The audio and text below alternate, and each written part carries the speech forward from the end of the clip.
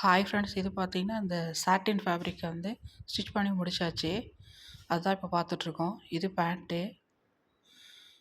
இது நல்ல ஒரு வைப்ரண்ட்டான ஒரு கலரு. நிறைய மல்டி கலர்ஸ் இருக்கக்கூடிய ஃப்ளார்ஸு இருக்குது. ஸோ நல்லா ஃப்ரீ சைஸ் பேண்ட்டு ஸ்டிச் பண்ணியாச்சு. இது எல்லா சீசன்லேயும் நம்ம வந்து வேர் பண்ணிக்கலாம்.